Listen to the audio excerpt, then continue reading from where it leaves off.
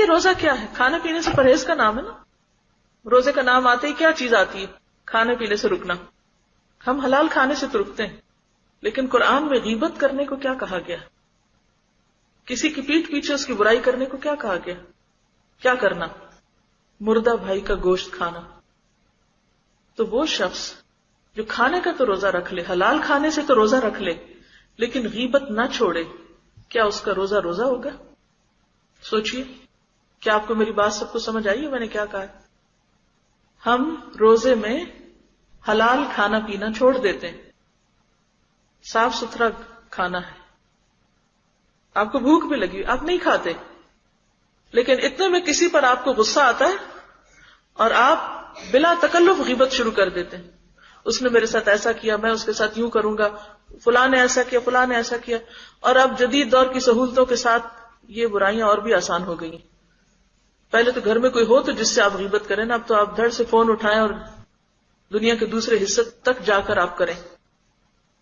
اب آپ دیکھیے کہ غیبت کیا ہے.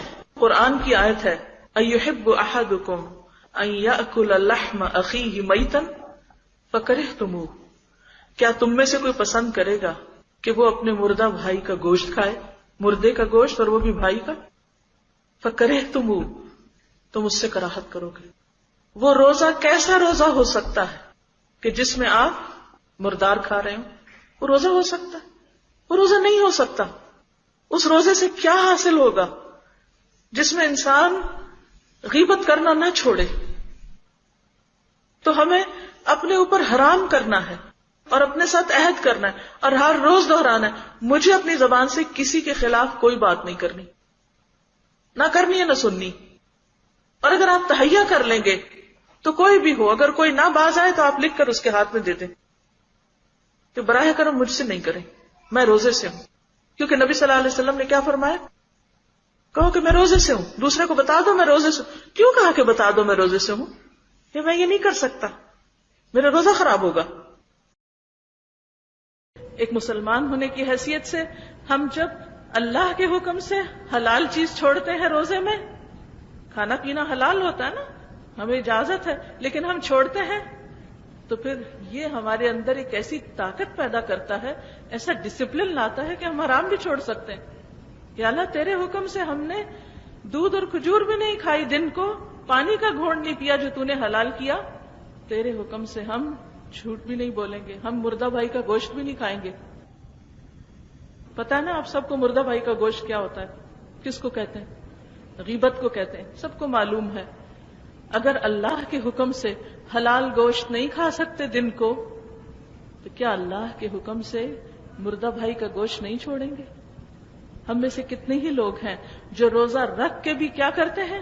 غیبت نہیں چھوڑتے، دوسروں کی برائیاں کرنا نہیں چھوڑتے، دوسروں کو تنگ کرنا نہیں چھوڑتے. اسی لیے آپ صلی اللہ علیہ وسلم نے فرمایا کم من صائم لیس له من صیامہ الا الظمأ، کتنے ہی روزہ دار ایسے ہیں جن کو اپنے روزے سے سوائے بھوک پیاس کے کچھ حاصل نہیں ہوتا، وہ صرف منہ باندھے رکھتے ہیں، کچھ حاصل نہیں. وَكَم مِّن قَائِمٍ لَيْسَ لَهُ مِن قِيَامِهِ إِلَّا السَّحَرُ، کتنے ہی راتوں کو قیام کرنے والے ایسے ہوتے ہیں جنہیں اپنے قیام سے سوائے رت جگہ کے کچھ بھی حاصل نہیں ہوتا. تو بات یہ ہے کہ ہمیں صرف کھانے پینے کو نہیں چھوڑنا، صرف کھانے پینے سے پرہیز نہیں کرنا، صرف ہمیں نیند سے پرہیز نہیں کرنا، بلکہ اس کے ساتھ ساتھ اللہ کی حرام کی ہوئی چیزوں، اللہ کی منع کی ہوئی چیزوں کو بھی چھوڑنا ہے، ان سے بھی پرہیز کرنا ہے. وہ تمام چیزیں جو اس کو ناپسند ہیں، جو اس کے نزدیک ناگوار ہیں،